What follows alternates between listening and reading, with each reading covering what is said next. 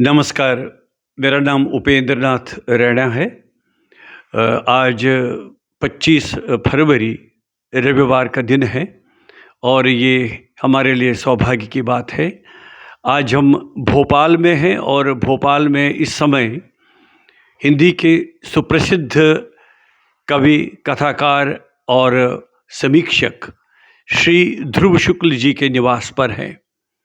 आज हम अवसर पा रहे हैं कुछ बातचीत करने के लिए शुक्ल जी के साथ कविता के बारे में, कविता के चिंतन मनन के बारे में और कविता क्यों ज़रूरी है इसके बारे में हम बातचीत करेंगे और साथ में हम उनकी कुछ कविताएं भी सुनेंगे। ये अवसर आज हमें प्राप्त हुआ है और उसी क्रम में मैं आपका स्वागत करता हूं शुक्ल जी। नमस्कार। बहुत अच्छा लग रहा है। आज हमने आपके दर्शन किए, हम आपके पास आए यहाँ पर। बहुत अच्छा आदर सत्कार किया आपने। मैं उसके लिए धन्यवाद देता हूँ। सबसे पहला प्रश्न ये उठता है कि हमारे जीवन में कविता की क्या आवश्यकता है, क्यों ज़रूरी है कविता? ये सवाल कुछ इस तरह से है कि हमें सृष्टि की ही क्या आवश्यकता है। हमारे जो दार्शनिक रहे हैं, हमारी जो अपनी वेदांत की दृष्टि रही है, वो ये खोजती रही है कि आखिर ये जो जगत पसारा है, इसमें हमारी जगह कहाँ है और जगह देने वाला कहाँ है। ये संबंध हम खोजते रहें और आज तक हम विफल ही हुए हैं कि जगह देने वाले का ठीक से हमें पता नहीं है और हमारी भी ठीक ठीक जगह इसमें कहाँ है, ये भी ठीक ठीक हमें पता नहीं। बिल्कुल यही हाल कवि और कविता का है। कविता कवि में जगह खोजती है या कवि कविता में जगह खोजता है, ये संबंध खोजना बड़ा मुश्किल है। क्या बात है, बहुत अच्छी बात कही ये कुछ आपने। वैसे ही है जैसे तुलसीदास कहते हैं कि गिरा अरथ जल बीच सम, वाह। ओ कहियत भिंड न भिंड। जैसे जल और जल की लहर को दो कहना मुश्किल है। कौन अलग है जल से, लहर या जल या लहर। बिल्कुल ऐसा ही अन्योन्याश्रित संबंध दोनों का है वाह वाह। और दोनों को एक दूसरे की जरूरत इसलिए है कि कवि चाहता है कि वो कोई अर्थ प्रदान करे। कवि की सारी चाहत अर्थ प्रदान करने की है वाह वाह। और पूंजी उसके पास है सिर्फ शब्दों की। जितना वो पूंजी निवेश कर पाएगा शब्दों का, उतना वो अर्थ प्रदान भी कर पाएगा अपने, उसका जो भावात्मक विश्व है जिससे वो प्रतिकृत होता है जीवन के सुख दुख में, आह्लाद में, आनंद में, पीड़ाओं में, और वो उसको देना चाहता है एक अर्थ अपने शब्दों से, जो उसका अपना निवेश है। उसी आधार पे ये संबंध बनते बनते उसकी काव्यात्मक सफलता या विफलता जो भी होती होगी वो बनती है। तो कविता और जीवन की आपस में एक ऐसा एक ज़रूरी संबंध है कि जो लोग कवि नहीं हो सके, नहीं हैं, उनका मन कवि मन ही होता है। कोई मनुष्य आपको ऐसा नहीं मिलेगा जो कवि मन से विहीन हो। और इसका मैंने अक्सर देखा कविता पाठ करते हुए कि जब आप कोई कविता कहते हैं जीवन के किसी पक्ष को, किसी दृश्य को, किसी पीड़ा को, तो सामने बैठा आदमी एक बहुत ही गहरी वाह करके आपको इज्जत बख्शता है। तो दरअसल उस वाह का अर्थ क्या है? उसका अर्थ ये है कि ये बात तो मेरे भी मन में थी, लेकिन क्या इसने दी। वाह वाह, क्या बात और है। यही कवि की महत्ता है कि वो विरल कोई होता है, उसको प्रकृति चुन लेती है कि तुम्हें अपना रोना नहीं रोना है कविता में। जैसे कि आजकल बहुत सी कविता अपना रोना रोती है, कवि अपने ही रोना रोते चले जाते हैं। कवि की जिम्मेदारी शायद ये है, प्रकृति उसको जब चुनती है कविता लिखने के लिए, कि तुम्हें अपना रोना नहीं रोना है, तुम्हें पूरा जो हंसना रोना है जीवन का, उसमें शामिल होना है। क्या बात है, बहुत अच्छी ये बात है। शामिल होना ही वास्तव में कवि होना है। कविता तो कुछ नहीं बदलती, बस सिवाय एक सांत्वना देने के। क्या बात है, बहुत अच्छी बात कही आपने। और कवि होना और फिर कविता का होना और कविता को आत्मसात करना और उसके बाद शब्दों के माध्यम से कविता को दूसरों तक पहुंचाना अपने आप में बहुत सार्थक और बहुत बड़ी यात्रा है। और इस यात्रा में आपको दुख सुख का अनुभव होता है, आपको संवेदनशील होना पड़ता है और आपको दूसरे का मर्म जानना पड़ता है, तभी तो कविता के मर्म की अभिव्यक्ति आप कर सकते हैं। तो ये बहुत ज़रूरी है। तो आपको क्या लगता है कि आज जो कविता लिखी जाती है, आज देखिए, जब कविता ने एक नया स्वरूप ले लिया 1960 में, जिसको हम साठोत्तरी कविता के रूप में मानने लगे। मुझे याद धूमिल की कुछ पंक्तियां आ रही है, जब हमने आधुनिक संवेदना को समझने की कोशिश की, तो लोहे का स्वाद लोहार से मत पूछो, उस घोड़े से पूछो जिसके मुंह में लगाम है। तो इसीलिए इस संवेदना को कविता का आधार बनाया गया और कविता के माध्यम से मानवीय संवेदना के जो विभिन्न पक्ष हैं, विभिन्न आयाम हैं, वे हमारे सामने वो आयाम खुलने लगे, उसकी परतें खुलने लगी।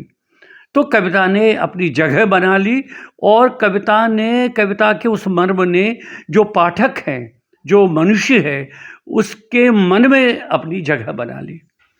तो वर्तमान में इधर देखा जाता है कि कविता का अब जो मूल स्वरूप है, मूल परिभाषा है, थोड़ा बहुत वो बदल रही है वो परिभाषा उसकी। तो आप किस दृष्टि से देखते हैं इसको? असल में ये जो आपने साठोत्तरी से कहानी शुरू की, ये विभाजन तो आलोचकों के और हिंदी साहित्य के कुछ ऐतिहासिक तथ्य इकट्ठे करने वालों के हैं। इनसे रचनाकार को बहुत फर्क नहीं पड़ा है। रचनाकारों ने इस पर बहुत ध्यान नहीं दिया है। रचनाकार से मतलब जो वास्तविक कृतिकार हैं, जो जिनके पास एक ऑथरशिप है, जो वास्तविक कवि हैं। अगर हम आधुनिक हिंदी साहित्य को याद करें कि आधुनिक हिंदी साहित्य की विधिवत शुरुआत अगर हम जयशंकर प्रसाद से मान लें कि कामायनी एक काव्य आया, एक मील का पत्थर बन के अपने समय में, और जो हिंदी नई चाल में ढलती चली आ रही थी भारतेंदु के ज़माने से, वो ढलते ढलते ढलते ढलते मनु और श्रद्धा की कहानी बन के कामायनी में उपस्थित हो गई। एक बड़ा कवि का उदय हुआ और एक ऐसी हिंदी में जिसकी उस समय आयु मुश्किल से 100 साल रही होगी। बहुत कम आयु में हिंदी ने एक इतना बड़ा कवि आया उसमें, और फिर छायावाद और नई कविता और साठोत्तरी और कविता, ये सब चलते चलते आज हालत ये हो गई है कि कवि दशकों के होने लगे। अब 8वें दशक के, 9वें दशक के ऐसे कवि होते हैं। मतलब बहुत जल्दी कविता का समय बदलता है। दशकों में विभाजन हुआ। दशकों में विभाजन। मैं कभी कभी अपने मित्रों से हंसी में कहता हूँ कि अब कवि दशकों के होते हैं, अपनी अपनी ठसकों के होते हैं और फिर गुजर जाते हैं। लेकिन जो कविता यात्रा करती आई है हमारे साथ, हम उस कविता को अगर देखें तो जयशंकर प्रसाद की कविता अभी भी यात्रा कर रही है हमारे साथ। बल्कि हम वहीं क्यों रुक जाएं, हमारे साथ भारत भारती की कविता भी यात्रा कर रही है। मैथिली शरण गुप्त हमारी यात्रा में शामिल है कि नहीं? निराला शामिल है, महादेवी हैं, पंत हैं, अज्ञेय हैं, शमशेर हैं, मुक्तिबोध हैं, नरेश मेहता हैं, विजय दुर्नारायण शाही हैं, तमाम ये चले आ रहे हैं अभी तक की पीढ़ी तक। तो सवाल ये नहीं है कि धूमिल ने क्या किया था या श्रीकांत वर्मा ने क्या किया था। हर समय, चूँकि एक निराला की पंक्ति मुझे बहुत हमेशा रोमांच से भरती है राम की शक्ति पूजा में, जब राम बहुत थक गए हैं रावण से, युद्ध शुरू हुआ है और वो कहते हैं कि ये तो जैसे मेरी पराजय हो जाएगी, ऐसा कुछ भाव वो कृत्तिवास रामायण से जो निराला ने लिया है अपनी कविता में। तो उसमें एक पंक्ति लिखते हैं, निराला राम का अनुभव है कि प्रतिपल परिवर्तित चक्रव्यूह। ओहो। चक्रव्यूह हर पल बदल रहा है, और मैं कैसे उसमें, मुझे लगता है कि जैसे महाशक्ति जैसे लांछन को शशांक अपने अंक में लिए रहता है, ऐसे महाशक्ति रावण को अपने अंक में लिए हैं, उसके पक्ष में खड़ी हो गई हैं। हर समय के कवियों को यही लगता है कि महाशक्ति जो है वो अन्याय के पक्ष में खड़ी है, और कवि अपनी आवाज़ उठाते हैं और तरह तरह की आवाज़ें उठाते हैं। उसमें अज्ञेय भी आवाज़ उठाते हैं, उसमें जयशंकर प्रसाद भी अपनी आवाज़ मिलाते हैं, उसमें शमशेर और मुक्तिबोध मिलाते हैं, और उसमें आपातकाल वगैरह जब आता है, कुछ राजनीति बदलती है थोड़े समय के लिए, तो धूमिल भी अपनी आवाज़ उठाते हैं। अब कौन सी आवाज़ कब तक साथ चलती है, ये बाद में समय उसको तय करता है। यानी कविता का जो मूल योग है वो उसी कविता में बचा रहता है जो लंबी यात्रा करती है जीवन के साथ। कुछ कविताएं ऐसी होती हैं जो तात्कालिक अन्याय को लेके, व्यवस्था को लेके, क्योंकि अन्याय के रूप रोज बदल रहे हैं, रोज नए धूमिल पैदा होते हैं और धूमिल भी हो और जाते हैं, उसकी परिभाषा भी बदलती रहती है, तरह तरह के रूप लेती है कविता। मैं ये नहीं कह रहा हूँ, ये मुझे ये विभाजन भी पसंद नहीं है कि ये प्रेम कविता है, ये राजनीतिक कविता है, ये घरेलू कविता है, ये पारिवारिक रिश्तों की कविता है। ऐसे विभाजन क्यों करना कविता में? कविता है, वो कंडे पर भी लिखी जा सकती है और कुकर मुत्ते पर भी लिखी जा सकती है। हमारे बड़े कवि ने कुकर मुत्ते पर भी कविता लिखी। अब कोई कहेगा कुकर मुत्ता कविता का विषय कैसे हो गया? हो गया, एक समय में हो गया। एक कवि के अंदर कोई एक चिढ़ पैदा हुई, कुछ कैपिटलिज्म वगैरह को अपनी तरह से उसने समझा, उसने अपने समय के प्रधानमंत्री को भी समझा और एक कविता लिख दी। निश्चय ही मैं कहूँगा कि वो निराला की बड़ी कविता नहीं है, लेकिन कविता है, वो एक बड़े कवि ने। उसमें कुछ भाव, कुछ अर्थ हमें मिलता है, सीखने समझने को भी मिलता है। तो ऐसा सब कवि करते रहे हैं, और अलग अलग समय में अलग अलग कवियों की आवाज़ें हमको सुनाई पड़ती रही हैं, धूमिल होती रही हैं। आज जैसे आपने धूमिल को याद किया, इसलिए मैं अपनी बात को वहीं ख़त्म करना चाहूँगा कि धूमिल की कविता जब आई थी 8वें दशक में के पूर्वार्ध में आई थी, वो जब जयप्रकाश नारायण का आंदोलन हो रहा था, आपातकाल आने वाला था, संसद से सड़क तक उनका संग्रह आया था, तो उसकी एक आवाज़ बनी थी। फिर बीच में हमारे यहाँ कुछ दूसरे तरह से राजनीतिक अन्याय के रूप बदल गए, तो उस कविता की याद कुछ खो गई। लेकिन आज हम देख रहे हैं कि वो कविता फिर याद आती है, जैसे अभी आपने उसकी एक पंक्ति याद की। तो कई कवि ऐसे होते हैं जो रास्ते में कभी कभी बिछुड़ जाते हैं, फिर किसी जीवन की सराय में मिल जाते हैं। और कविता का तो गुण ही है, और भारत में तो आप कदम कदम पर देखिए, कस्बों में, गाँव में, कि जब कोई दुख आता है, कुछ आता है, तो लोग उदाहरण के रूप में कबीर की साखी या तुलसीदास की चौपाई या गालिब का शेर पढ़ देते हैं। क्या बात है, बहुत जी जी जी, बहुत बढ़िया, बहुत सार्थक बात है। तो ऐसा क्यों करते हैं लोग? लोगों के अंदर साक्ष्य के रूप में कविता विद्यमान रहती है, वो कभी कभी विस्मृति में चली जाती है। अचानक कोई नाउमीदी हम देखते हैं और हमको गालिब का शेर याद आता है, समझ लें दे मुझे नाउमीदी क्या कयामत है कि दामन ख्याल यार छूटा जाए है मुझसे। क्या बात है। और खुदाया जज्बे दिल की मगर तासीर उल्टी है कि जितना खींचता हूँ उतना और खिंचता जाए है मुझसे। क्या बात है। कभी नेकी भी उसके जी में घर आ जाए है मुझसे, जफाएं करके अपनी याद शर्मा जाए है मुझसे। है। कैसे याद आ जाती है आपको ये कविता? कभी कबीर की साखी याद आ जाती है कि कबीरा आप ठगाइए और न ठगिए कोई, आप ठगे सुख उपजे और ठगे दुख होए। ये भी याद आता है आपको। तो क्यों? क्योंकि कविता ही है जो साथ नहीं छोड़ती, उसकी जगह किताब से भी अधिक आपकी स्मृति में है, एक बार चली भर जाए। ये है कविता का जादू। वाह वाह वाह, बहुत अच्छी बात। कविता क्या है, क्यों ज़रूरी है, और कवि कर्म क्या होना चाहिए, और कविता का अपना कर्म क्या होना चाहिए, इसमें आपने बहुत अच्छी टिप्पणी दी, अपनी व्याख्या की। मैं इसके लिए आपका बहुत बहुत धन्यवाद करता हूँ। लेकिन इस अवसर पर हम आपकी कुछ कविताएं न सुने तो हमारी ये जो वार्तालाप है, बातचीत है, अधूरी रह जाएगी। आज हम श्री ध्रुव शुक्ल जी के घर में हैं, भोपाल में, और इनसे हम कुछ कविताएं सुनेंगे इस कार्यक्रम के लिए। रहरा जी, आपने बड़ी प्रेमपूर्ण ये छोटी सी बातचीत कर ली, और कविता सुनने का आग्रह कवि से किया जाए तो इससे मना अच्छा कैसे हो? और क्या हो सकता है। वो कविता बातचीत पर भी भारी पड़ेगी, फिर कविता ही से और कुछ कहा जा सकता है, क्या बात है। और कुछ कहने की ज़रूरत शायद ना रहे। ये अभी एक चयन मेरा आया था, यह दिन सब पर उगा है, जी जी, तो उसी में से कुछ 4-5 छोटी कविताएं आपको सुना आपका देता हूँ। स्वागत है। इसमें कुछ चुनी हुई कविताएं हैं पिछले 30-35 सालों की। जी जी। प्रभु तुम द्वंद्व समास, कोई कब तक नदी किनारे बैठा रहे उदास। प्रभु तुम द्वंद्व समास, धरती सबकी माँ है, अन्यायी भी बो देते हैं अन्न नियम से, वाह। बड़े प्रेम से उगाता है। रोज रोज ये थोड़ा थोड़ा मेरे भीतर क्या मरता है, अरे है। सारा सत्य लुटाकर कोई अपना घर कैसे भरता है। मरी हुई मछली की पीड़ा वहीं छोड़कर सागर तट पर सब मछुआरे रोज चले जाते हैं। अरे है, क्या बात है।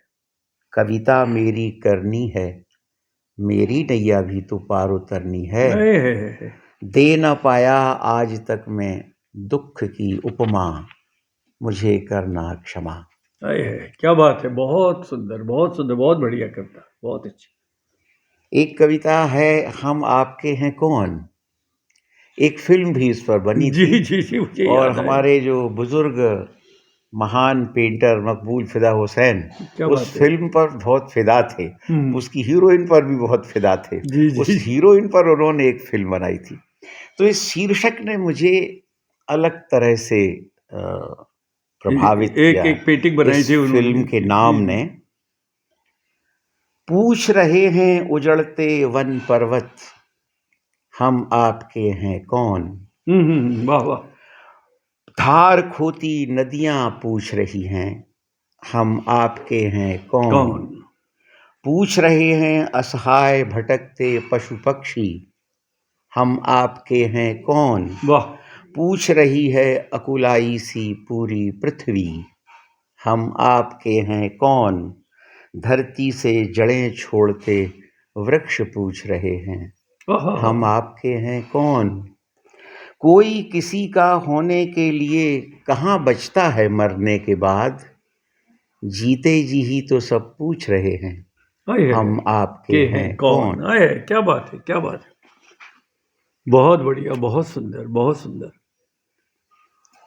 एक कविता है सुंदर और नश्वर। वाह। पत्तों की तरह नहीं झर रहा है दुख, वाह। कोपलों की तरह नहीं फूट रहा है सुख, फूलों की तरह नहीं खिल रही है खुशी। वाह। लदते जा रहे हैं फलों से, यह उनका संचय नहीं। भरते जा रहे हैं घोंसलों से, यह उनकी दया नहीं। घनी हो रही है छाया, यह उनकी कृपा नहीं। वाह वाह। आपस में लिपट रही हैं डालियां, यह उनका परिणय नहीं। वाह, क्या बात है। वे भीग रहे हैं, गिर रही हैं उन पर बिजलियां, फिर झर रही है बर्फ। वे झुलस रहे हैं, जम रही है उन पर धूल। पकड़े खड़े हैं माटी को, उखड़ रहे हैं तो मिलते जा रहे हैं फिर उसी में। वे कुछ नहीं कहते, अपने आप प्रकट होता है वृक्षों से, सुंदर और नश्वर। है, क्या बात है, क्या बात है। वाह वाह वाह, बहुत सुंदर कविता, बहुत सुंदर। जी एक और सुना देते हैं, जी, आपका इन्हीं के समर्थन से। वाह। जब मेरा जन्म हुआ, समर्थन किया पूरी पृथ्वी ने। फिर से सुनाइए। वाह जब वाह। मेरा जन्म हुआ, समर्थन किया पूरी पृथ्वी ने, मेरे पक्ष में बहने लगी हवाएं, मार्ग दिखाने के लिए उग आया सूर्य, मेरे जीवन पर छा गया पूरा आकाश, पार उतरने के लिए जल ने मेरा समर्थन किया। वाह वाह वाह वाह वाह। अब तक जीवित हूँ इन्हीं के समर्थन से। लुटेरे और पाखंडी छीन रहे हैं मुझसे मेरी पृथ्वी, मेरी आग, मेरा पानी छीन रहे हैं। आ रहा है वह समय जब खरीदूंगा सांस लेने के लिए हवा, वाह फिर वाह। एक दिन गुम हो जाऊंगा अपने ही आकाश में। जीते जी करता हूँ प्रार्थना, जितना जीवन आए मेरे बाद, उसके समर्थन में घूमती रहे पृथ्वी, उसके पक्ष में चलती रहें हवाएं, उसके मार्ग दिखाता रहे सूर्य, उस पर छाया रहे पूरा आकाश। अपनी नौका लेकर जब वह जाए नदी किनारे, उसे पार उतारने के लिए जल उसका समर्थन करे। क्या बात है, क्या बात है। इन्हीं के समर्थन से अब तक जीवित हूँ, मृत्यु के लिए भी तो मुझे इन्हीं का समर्थन चाहिए। वाह, बहुत बढ़िया। और अंतिम एक कविता जी जी और सुना देता हूँ। जी। यह उनीदा जीवन जैसे ही बन गई होंगी आंखें, वाह सोए हुए काल के स्फुरण से समय की पलकें भी। वाह, क्या बात है। उसी क्षण किसी सपने में जन्मा होगा यह उनीदा सा जीवन। वाह वाह वाह। आकाश के सपने में चमका होगा कोई सूर्य, वाह सूर्य के सपने में पृथ्वी, पृथ्वी के सपने में देह, देह के सपनों में गंध स्पर्श रस। बार बार टूटती है नींद, टूटते हैं सपने, अब इस जीवन से छुटकारा नहीं। क्या बात है, क्या बात है। वाह वाह वाह वाह वाह, बहुत बढ़िया, बहुत बढ़िया। बहुत सुंदर कविताएं, बहुत सुंदर। पहले हमने श्री ध्रुव शुक्ल जी से कविता के बारे में बातचीत की, कविता का वास्तविक अर्थ क्या है और एक कवि मन क्या होता है, कवि कर्म क्या होता है, इस पर आपकी बहुत महत्वपूर्ण टिप्पणी हमें मिली। और उसके बाद आपकी बहुत सुंदर, बहुत सार्थक, सटीक कविताएं सुनी, जीवन के हर एक परत को खोलते हुए, उसके उसके जो उसका जीवन का जो सामर्थ्य है, जीवन का जो अर्थ है, जीवन का जो उसकी जो यात्रा है, उसके बारे में अलग अलग पक्षों को लेकर उसको उद्धृत करती हुई, उसको हमसे साक्षात्कार करवाती हुई कविताएं आपने, बहुत अच्छी कविताएं सुनी। मित्रों को फिर याद दिलाना चाहूँगा, ये आज का ये कार्यक्रम जो हमने हिंदी जगत के सुप्रसिद्ध सुपरिचित कवि, साहित्यकार, कथाकार और समीक्षक श्री ध्रुव शुक्ल जी के घर पर भोपाल में हमने इसको रिकॉर्ड किया, जो हम आपके समक्ष ला रहे हैं। उपेंद्र नाथ रैना को अनुमति दीजिए। नमस्कार।